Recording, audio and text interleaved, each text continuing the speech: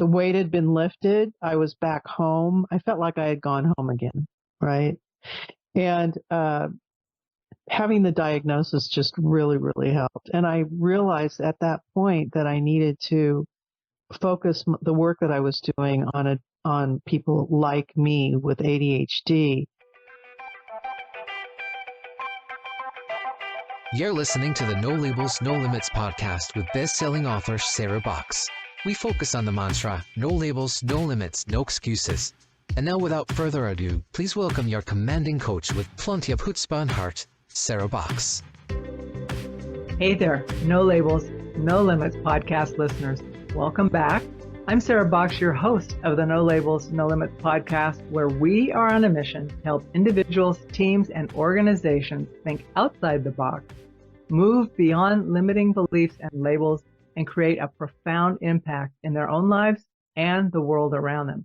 And today, we are super excited to introduce our guest, Shell Mendelson. Now, Shell and I have been chatting before I hit record, so I've gotten a little bit better sense about her, and I'm even more excited to be sharing her with you.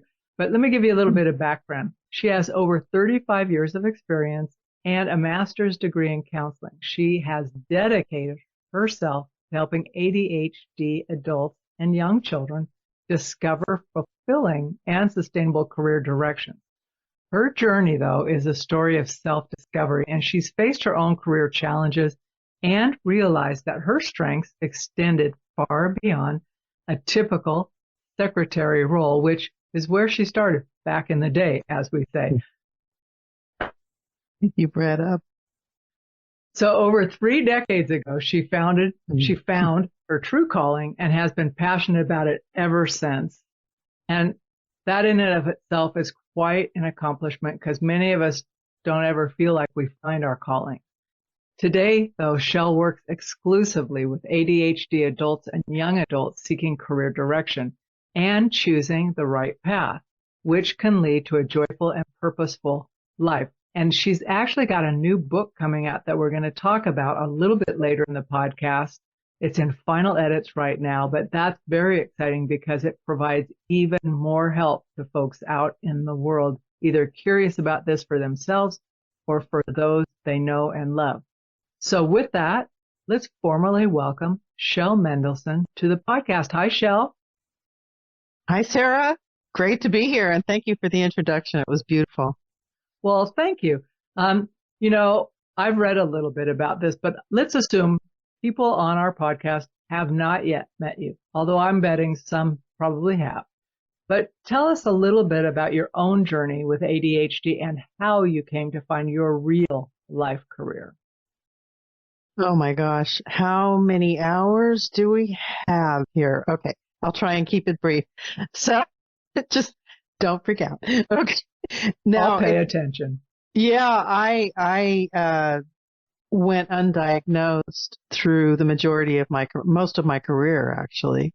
But I was doing work that I loved. So without going all the way back to like when I got my master's in voc rehab, trained with Richard Bowles in What Color is Your Parachute, and I started my own business 5 years after my graduate degree, after I worked for a couple of companies. But it wasn't until I had been working in the field for quite a while and I woke up one morning, which often many of us with ADHD do. We wake up with ideas. We wake up with I call it the download of inspiration and creativity. And the name Kids Art came to my head. The idea for doing some kind of work program for children to learn how to be creative and to draw. And I had a friend who was doing this work and we got together and I said, I don't know, it took me off my path for quite a while, for several years actually. And I started literally a franchise system called Kids Art, an international children's art franchise. It was in 39 states, and at the time I left, 16 countries. And it was fairly successful, and it was quite the ride. And I was the only neurodiverse person neurodivergent person in the group. I didn't know at the time. I always knew I was different. I always knew that it was very hard for me to sort of align with where everybody else was that I was working with, including the person that I had known my whole life, who was my business partner, and the other partners. I would always say, how do you do what you do? Like, I could never figure it out. And yet I was the one who could see creatively from that 360-degree perspective what needed to be done. I could kind of see into the future. I was the one with the ideas, right? But those ideas didn't always align with people, who are very neurotypical and really it has to be organized in a certain way and it has to be done in a certain way. And that was never who I was, ever. So after a few years, what I realized was I loved doing the putting together of the business, the company. It was what we love to do as creatives, right? We love to put the concept together, pull the people together, create the whole dynamic, right? And then when we got the franchise system finally running after many ups and downs and mistakes and challenges and heartaches and you name it all, it was all there. I didn't really notice it at the time. It kind of crept up on me, but I was miserable. I became miserable. I wasn't having fun. I didn't enjoy the work I was doing. I didn't enjoy the people I was working with. Nothing of it was aligning with who I am and what I love doing, which is what I always taught other people to do when I had gotten off track, because I had gotten so inspired by building this thing. But if somebody had said, look, the creator of the franchise or the business should not be the one who runs it to start out, things would have looked a lot differently, and I would have created my plan B, which I did not have. So things did not end well, although I'm profoundly happy with the business, with with all the children and even adults that we've made a difference with all over the world, literally. I mean, its impact. I just had a class yesterday with a woman who said her 21-year-old daughter took a class when she was a child, and she just realized that I was the one who founded the company, and I'm doing this, this class with her. So, yeah, I mean, it's still out there. It's now being run by one of our original franchisees who's fabulous, and I wouldn't have it any other way. But I was miserable, and things did not go well. I don't want to say how badly it ended, but let's face it, it wasn't good when you put that much time and energy into something that's your baby, and all of a sudden it breaks down that way. But I had two sets of feelings. One of them was a feeling of relief, and the other one was a feeling of anger. But the feeling of relief was pretty overpowering. And I realized, oh my gosh, when I started getting angry, I was also sad. And, I had the range of emotions that grief will take you into.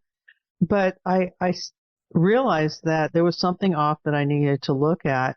2 years earlier, I had a friend who sent me a book on ADHD. She was a therapist, by the way, and I promptly put the book in the drawer, closed the drawer, and didn't look at it until I went directly to it when I literally went crawling to that book after the whole thing with Kids Art ended. And I put my hands on that book and I started reading it for the first time. I don't know why. Divine inspiration, you want to call it. It's just something just led me to going to that book. And when I read it, and of course, that's the epiphany I had, that I'm not alone. I'm not crazy. This is a thing. Whatever's going on with me is something that is real. And she had sent it to me because she had a son who was ADHD, and she knew very well what the characteristics were. And she knew that I was ADHD, but we never actually talked about it. She just sent me the book, right?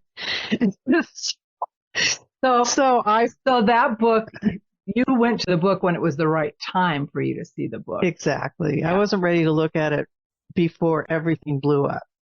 And what are some of the misconceptions then? Because if you weren't ready, there must have been a part of you that went, interesting, but not ready, right? But I was what so busy are, at the time. yeah, Yeah, I mean, I was like I said, undiagnosed and even unaware that ADHD existed for adults, that it was even a thing. And I thought it was for the thing kids had. I knew so little about it at the time, and I think at that time there still wasn't that much information. It wasn't like a common kind of uh, diagnosis that you hear people talk about now, that especially for adults. right. There wasn't any information really out there that was prevalent for adults. But this book existed. It was either Hallowell or Amen, Dr. Amen or Hallowell, one of the two. He wrote Driven to Distraction, I think. I'm not sure the name of the book. It was just by one of them, right? Okay. So I read through it, and I think it had a checklist, and I was over the top on the checklist. And I just had the epiphany, and I went and got the diagnosis, and that changed my life right then and there. It's also when I decided I was going to go back to doing what I loved. And when I did, it was a breath of fresh air. The weight had been lifted. I was back home. I felt like I had gone home again, right? And having the diagnosis just really, really helped. And I realized at that point that I needed to focus the work that I was doing on people like me with ADHD, because having gone through what I went through, I realized that I don't want other people to have to go through, and I can relate to what they're going through because I've been there. Yep. All the way down, and it can have a devastating impact if you don't have some way of navigating it and managing it. Hey there, everybody. I want to take just a minute out of this episode of the No Labels, No Limits podcast to tell you that we are officially opening the Sandbox membership in September. So if you're not already on our mailing list, please click the link below to either sign up for the membership or get on the waiting list for the membership. And if you click the link, you'll find more information about what's included, what our plans are, and better yet, you'll be on early enough to help decide what is most important to you to experience in the first 3 to 6 months of the membership. So don't wait. Click the link below and join us in the Sandbox where fun happens. We get to do a little R&R, little learning, support one another, and really grow and expand in ourselves, in our lives, and impact the world in a profound way. So come on over, join us. So let's talk a little bit about that. You mentioned that ADHD adult brains are interest-based. So yes, how does that unique type of wiring influence the approach to work? And what are some of the ways of leveraging that trait when it comes to career? Oh, wow. Great question. I love that question. Yeah, well, everything, it's literally the question. It's literally the theme of the work I do, which is that our brains are interest-based. Therefore, does it make sense to do anything that we're not interested in, attracted to, energized by, where our dopamine is, follow your dopamine. One of the people I'm working with now uses that term, follow your dopamine, to do the things that you really want to be doing, because those are you listening with ADHD, you know darn well that when you are doing that, when you're in the zone, loving what you're doing, loving it, that you're doing a great job at it, that you're often hyper focused. Good, that could be good or bad if it takes up your family time, maybe not so good, but good if it's something, a way that you're using to figure out what you want to do. You start to notice what attracts you the most, because it's very much of a feelings process. We talked about feelings earlier. It's a feelings process. So you've got to really be aware of what you're feeling at any given time as you're going through it. And the whole process that I use, which originated with Richard Bowles, and I tweak for people with ADHD, is just that. It's about doing the work that interests you the most. It's all interest based. It's not what other people think you ought to be doing. It's not. Um, it has nothing to do with outside influences. In fact, it's sort of helping to eliminate those outside influences so that you can actually figure out who you are and what you want. It's answering the question, what is it that I want? What do I want to do? Not what is the employer looking for, and can I match that? It's never ever going to be that once you do this work. It's never going to be that. And the work should be done by everyone. That's my true and honest belief. After 35 years, I wish the whole world were required to do this work before they make these big decisions about the kind of work they're going to be doing. And at least if you haven't done it and you're doing something you're not happy with, know that it's not you. It's not you personally. You're just in the wrong job or the wrong career. And very often when I say that, people, it's like a weight gets lifted, Really? There's nothing wrong with me? No, you're just in the wrong job, and that's the work that needs to get done, is figuring that out, what it is that you want. Yeah, that whole square peg round hole thing. Sometimes we keep us to be different, but we're not where it's best. We're best suited, and we can't contribute our best either. Exactly. We can't when we are not really. I want to use the word gung-ho, but yeah, gung-ho about what we're doing. Like there has to be some real attraction there that's going to move us to want to learn and grow and expand in whatever we're doing. And it may start out one way and it's going to move because our brains, everything is nuanced. It's not like a linear path. Not with us. Never going to be linear. It's going to be going in this direction and that direction, but there has to be a foundation of some kind. So part of the work is laying that foundation so that it makes it easier to grow. It's like, you can't build a house without foundation, but you can make the house look very different. Each house can look very different and have different number of rooms, I'm using I don't know, that's just a metaphor. That metaphor works for me because I think in similar ways, like what is the foundation?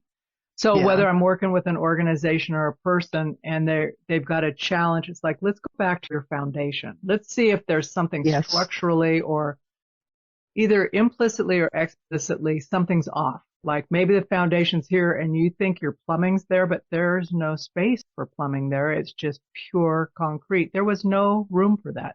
So I think it is good to go and have a metaphor, number one, because it helps people. That's my brain works in metaphors. That's what everything's metaphors that way. I create so many metaphors for my clientele. I mean, and the book has a ton of them in it too, which we'll talk about. But so let's continue on this a minute. I want to ask you a little bit about like you say, if everybody would do this work, and I don't disagree with you because I think there is this, and especially now that we're super connected, you can make the assumption that because Shell does this, Sarah does that, so-and-so else over here does it this way, I should, blah, blah, blah. But what is, for all of us, what is the one or two first steps of your world wish, wave the magic wand work? What would you have us do first? Well, let me just say that the work is, it takes different elements of what makes up. So it breaks it down. It's got to be broken down. And the first thing we look at are what are the skills that you enjoy using the most. And there's a whole process for identifying what those are, which is really a creative, fun process. And it's not just pick a skill, and it doesn't mean a skill that you have to, it's what are your natural skills, transferable skills, right? Anything that's transferable is a verb, is something that you don't necessarily have to take a class for, but it's something you're natural at. And traits as well, your personality traits. So we take a look at that and we go into a deep dive on that. And then we talk about people and do the same, not the same, but we do a lot of deep dive work on that. What are the characteristics of the people you want to be surrounded by?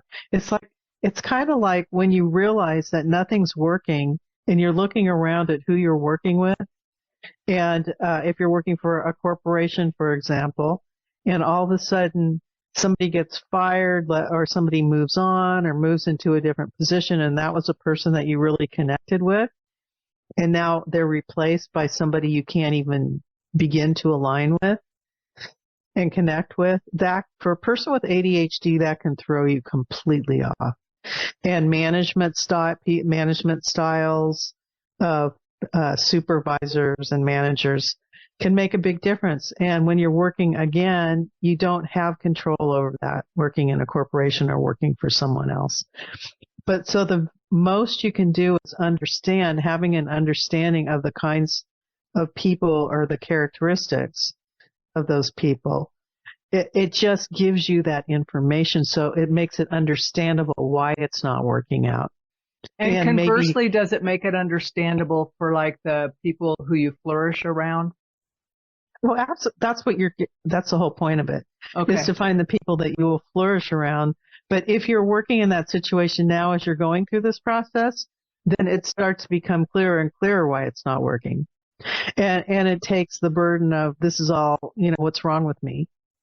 Like, you don't ask that question anymore because, again, it's not about you. It's just the wrong situation.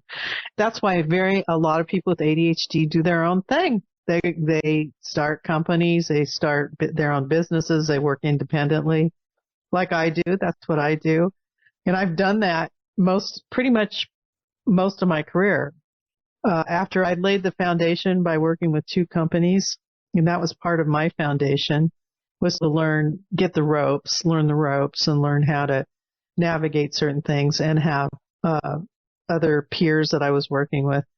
Then I just got to where, no, I don't want it. My next step is to do my own thing and to have my own office, set up things the way I want it to be set up. And at the time, I was still undiagnosed, but I just knew that about me.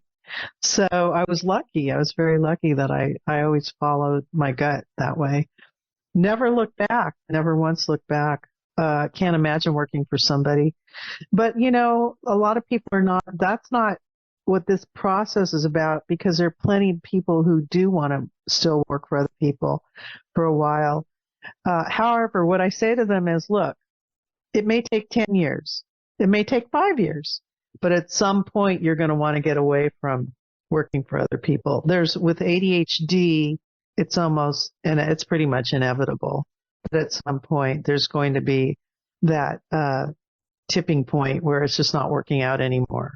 And now it's time to create something on your own. I think it happens, for almost everyone that I work with. So let me ask a question specific to that. So I'm envisioning, say we're starting to work out and you tell me that, just know at some point in the future, you're likely to reach this crossroads. Do you suggest for someone that concurrent to understanding who they are and what they're doing in their current environment to start something on the side or to play around with things on the side to see what fits? Or do you just say, stay focused on the one? Stay focused on figuring out, number one, what it is that's important to you in your work life. Stay focused on being able to answer the question, what do I want? And that means breaking it down and answering that step by step, figuring it out, the working conditions. And we talked a little bit about this in the beginning about the working conditions and that are so important, and whether or not you should tell your boss or disclose your ADHD to your boss kind of thing. And I tell people, start out with I call it self-accommodation, creating a self-accommodation plan. And in the process that I use with people, we break it down so much that they may not be able to get 100% of it. Even if you work on your own, you may not be able to get 100% of it, but you know what it is, and you know what you're moving toward, and you know what the priority elements are that you need to be discussing with your employer, because they're so important that if there isn't some way that you can adjust things so that you can work within those conditions, or have those conditions set up for you, then it's not going to work out in the end. You're still going to be struggling. Once you know, you know. It's hard to unknow. It's hard to know. So, but I really want to do a little more specificity because it's so easy for people. And I think about this when I interview people and listen to people talk. I may be speaking to someone else who will use the same language that you do, the same words. So for right now, describe or define self-accommodation and what a couple of examples of that might look like, whether it's in the workplace, if you're your own boss. And I would imagine it's even transferable to like if you're out in the world and in a social environment and you're thinking, okay, I can accommodate to make this better for me. So what do you mean? Just define it and give some examples, would you? Yeah. Well, self-accommodation, if you take it as in its whole, it's like the whole enchilada, the skill, what skills you want to use, the kind of work environment you want to be in. So there's two parts of it. One is what I call the physical aspect, and the other one is non-physical. So the physical would include things like literally the desk size. I mean, we get down to basics. Like, do you need paper clips? Do they need to be colored? What kind of pens do you need? What kind of equipment do you need? Laptop, desktop. What kind of phone do you need? What brand do you need? What are the elements on the phone that are important? What kind of apps are you going to be using for in your work or whatever that are going to be helpful to you? What are some other the color of the walls, the lighting, the sounds, your surroundings? Do you need to be in an office? And if you need to be in an office, you need to say, I need a private office where I can close the door and maybe once in a while open the door to the outside. But I like privacy for the most part. And then at some point I may want to work in like a conference room, or I may want to go out and do a project at a coffee house. I need some flexibility here, right? What does that flexibility look like? You define it. So yes, we want to take a look at what kind of lighting we need, what kind of colors do we need to be surrounded by, like how is the air condition? Is there air conditioning, not air conditioning? I mean, all of those things, fluorescent lights versus what are the other kinds of lights that there are? Incandescent. But right? They're all LED now. LED, whatever, but just not fluorescent. Anyway. Yeah, and so those are the physical things, like how you move around, even how far your commute is, what your surroundings are, like if you're working in an office of some kind, what kind of shops are around, what kind of are there restaurants around? Is that important to you? What is your commute? Like how far do you have to drive? Do you like riding a bicycle?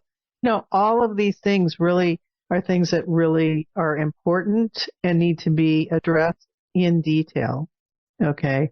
So we really get down with that. The non-physical are things like, what is the culture, the company culture, right?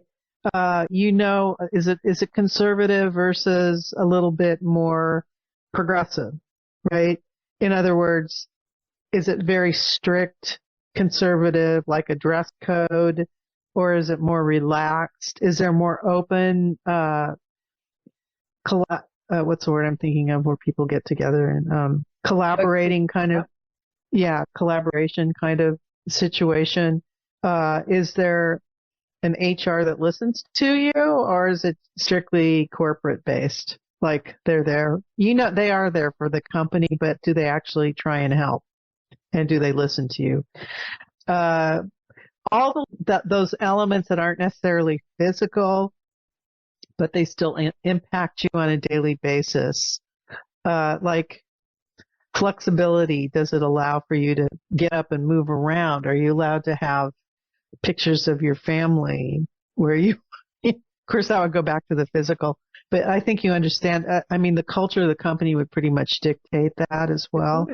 Yep. So the kinds of people, like again, you would look at the characteristics of the people, and that would be kind of incorporated into it as well. What else? There's so many different elements. They'll be in your book.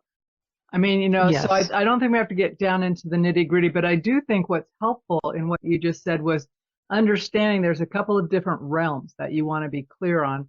And I would think even no matter where you are in your journey, maybe you're already working somewhere and you've just had this aha because you've listened to Shell and you're thinking, oh, I think I should dig into this and look more deeply because maybe this is exactly why I'm having some trouble right now or feeling disconnected. The other piece is I don't think those are bad things to do before you make a big career decision, period. Because Exactly. understanding you're basically saying, I'm going to come and live in someone else's house. Yep. And so I mean, it's like you do want to come in. It's not only just about you, it's about them. I mean, it's good to show up and know who you are. You don't have to say, here's my checklist of what I require. But Yeah. always Yeah. when I interviewed people, it said, there is a question phrased differently from time to time, but that's what I'm after, like trying to figure out fit, right? How do you see yourself working here? How can we best support you? If you don't know that and you have never thought about it, you'll come up with some kind of off the cuff answer. And then 6 months, maybe 2 years later, you're thinking, oh, I didn't even consider all this, right? And imagine you're the employer and you're hearing the person mostly people with off the cuff answers to things like that. Mostly people who are there to get a job, right? Because they tick the boxes. And in walks somebody who's done this work, who's very clear and can say and can ask questions. Now they have questions they can ask. They can see how they're getting responded to. They're coming in with confidence saying, I know what I want. This is what I need in order to serve you, the employee, give the best that I can possibly be. When I have these kinds of things available to me, you're going to get the best employee ever, however you want to put it. But it's always got to be kind of phrased as a win-win situation. But that person compared to the person who might tick all the boxes, but is still coming in going, gee, I'm not, they aren't clear about all that. And it's very obvious that they haven't given those things consideration. Big difference. Well, self-awareness is a Yes. huge asset to have. And I don't know that we encourage it as much like in a business setting, but self-awareness is huge because it lets you own what you. It isn't encouraged, it's discouraged. Well, there are some discouraged than people encouraged. will do it. They'll say, look, we're trying to understand ourselves as an organization, as individuals and collectively. And how do we show up as this? So I think what you're suggesting is super important. And in addition, with the diagnosis of ADHD is a lifeline or could be a lifeline. It's a lifeline. For people with ADHD, having that clarity, it could mean the difference between really thriving what you're doing and burning out fairly quickly, or it's a slow burn kind of burnout. But yeah, for employers though, it's important for them to understand that rather than look for a diagnosis, look for what people need in terms of their work environment and to listen to that and to find ways to I'll give you an example. For me, after I got my credential and my internship, my first internship was with a company, and I was trained as a vocational rehabilitation counselor. I'm sure you know what that is. And I was in the workers' comp system in California, so that was way back when voc rehab counselors were actually mandated at that time. And they hired me immediately because I went from being a fired secretary, miserable, to somebody who is now thriving and loving what I was doing. And I didn't even have to ask them for accommodation. I just said, no, I'm not going to do this. No, yes, I'll do this, but I'm going to get my work done and do it. I mean, they knew I was doing a great job for them. So they tried to accommodate me without me even asking. I just said yes and no to things. That was basically how I handled it. Oh, boundaries, no, I'm not going to. Friend. What was that? Boundaries. But it was not just that. It was more like it was a company. I worked for a corporation in the beginning, and I'm sure you're familiar with this because you work for companies. But they want you to fill out some form that has nothing to do with your work, that just tracks. It's a tracking kind of form. Yes. Has nothing to do with the work you're doing. But for a person with ADHD like me, who doesn't like doing any kind of forms, let alone irrelevant ones that are not relevant to my work, I never did them. I just never did them. And I had a manager. She came into my office. I'll never forget this. And she says, "You're not doing these." I mean, she was kind of reluctant because she knew I was making them money, right? So she timidly walked in, and I said, "I'm not. Yeah. Well." And I never had to do them. Yeah. Never. So when I say boundaries, it's like but you're clear about, it's not like you're being just defiant. It's like it doesn't lead to anything good for the company. It's a waste. Like when you say the word relevant, Yeah. flagship word, right? It's like, is it relevant and is it Yeah. useful? So let's get back on track. It wasn't neither. It had no use. Not doing Except it. maybe for them to get for some statistical thing. I don't know. But that wasn't, as far as I was concerned, it was taking my time and it made me miserable, and it would have taken me away from working with my clients and doing and I just said, no, I'm not doing it. So let's switch. I want to talk about your book. Would you be so helpful? So I don't know, hold it up. Perfect. And say the let's title. See if it should. Yeah. Yes, there we go. Can you see it? I can see it. Why don't you say the title? Adults and teens, unlock your career path. And I'll go a little bit higher here and say, can you see that? Nope, but you can. Okay, so it's a step-by-step. It's navigate your next career move step-by-step, inspired by Richard N. Bowles, author of What Color is Your Parachute? Perfect. So I give my mentor cred here. He deserves it. He is no longer with us. He died in 2017, but he is, I give him full credit for inspiring me to move into doing this kind of work, which is the look and feel of it is nothing like his, so we are very different. The whole thing is different, very different. But the process is basically at its core the same. The process is at its core the same. So I buy this book, and you're going to take me from A to Z on working through the foundation, the aspects that I need to know to get clear so that I can make good choices and end up and create the career path that is best for me. It's a course book that you can actually write in. So I don't call it a workbook because a workbook is like an adjunct to a bigger book. This is a course book in and of itself.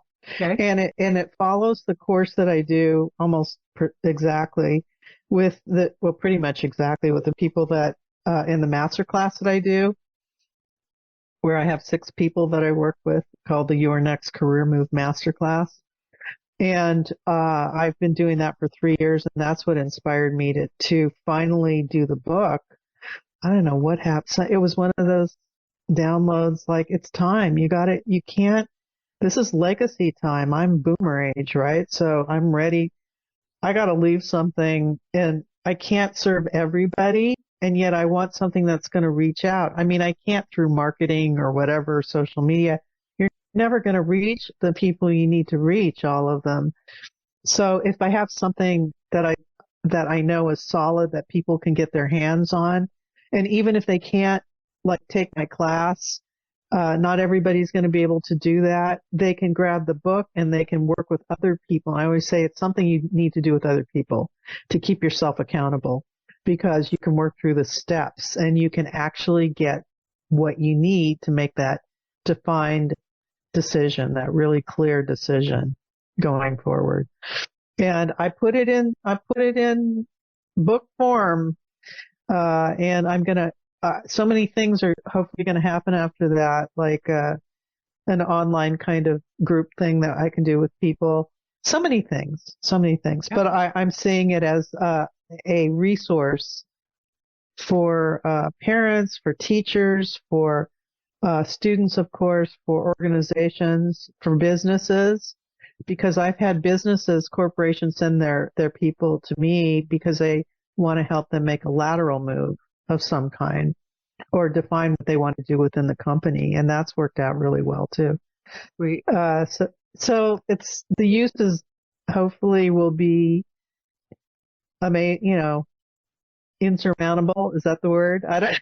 It'll do. But I also think once it's out in the world, you may uncover other uses for it that just aren't coming top of mind yet, because here's where you're standing, and then that's going to shift what's happening. And then you'll go, oh, and I never thought of it this also way. this group and that group. Yeah. So that's awesome. State Department, Unemployment Department. I wrote in the book, it has a list of all the ones that I could come up with at the top of my head. But you're absolutely right. Things, I'm sure there'll be another edition, because this is the first one and it's not perfect. Nothing's going to be perfect. It's as perfect as I could get it at the time. I think it's pretty amazing. But the second edition will have even more. It'll be an up level of that. Yeah. And I want it in all the languages too. Well, see. So you've already got a vision for where this can go. I do. Very cool. I really do. So let me ask you this as we're wrapping up here. What is one word of wisdom that you would give to someone who's listening to you now, who's just uncertain? What's a word of wisdom you want to leave our listeners with? One word. Okay, you can have a few words, but one thought. Okay, in the words of Lynn Jitahi, who's my new instructor, follow your dopamine. I like it. It's very specific. I like it because it talks about like the neurotransmitters. It's concrete. And you can tell whether you're feeling your cortisol or your dopamine. They're very different feelings in your body. So Exactly. I like it. Very, very good. Shell, I have loved having you on the show. Thank you. And I wish you all the best with your book. And I would love if you would let us know when it's actually for sale so we can let others know. And for all we know, by the time this podcast comes out, it will be for sale, and we can put the hyperlink in there, like, go here now. Yeah, it's in pre-sale. So I am hoping people at least, you can get it now in pre-sale. And if there's a portion that's going to be a pullout, which is the actual roadmap that you create. And it's, like the book is 8.5 by 11. The pullout is 8.5 by 17. So it's got a perforated edge to it, so you can pull it right out and use it separately. And that you can get now. I mean, that's available now. So there's my launch team is seeing little snippets of it, so people can join the launch team and get snippets. And I've got a wonderful virtual assistant who's really helping me with my organization of the whole thing. But I'm looking forward to launching probably beginning first week in January, somewhere in there, first, second week. So what we'll do, listeners, is I'm going to get the hyperlinks from Shell and her awesome VA. We'll make sure we've got the hyperlink to the pre-sale, in case it's still in pre-sale, to the book page. Oh, it is. Yeah. So that those will be in there, and then you can get directly there, or the old famous Google Shell Mendelson and her book, and we'll have all of that in the show notes. So go to the show notes. So I want to thank the audience for being here. This ADHD topic has come up a few times in the podcast. I'm super curious about it because I watch myself and others as we navigate life. And the more research and science that is out there, it makes things more understandable when we can understand the context and how we're showing up in it. So that's why I was excited to talk with Shell today. And we hope that you will all come back next week for another episode. In the meantime, share this episode with someone who would love it. Just like Shell got that book on ADHD 2 years before she needed it, share this episode with someone who you think, could be helpful to them. So get it out there and then tag us and give us a review. It really helps us. You've been listening to the No Labels, No Limits podcast with best-selling author, change agent, and strategic business coach, Sarah Box.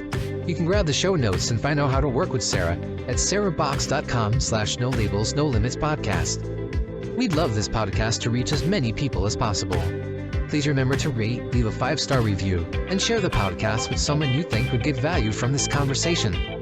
Till next time, keep taking those daily action steps to align your purpose to your principles and achieve your goals in business and life.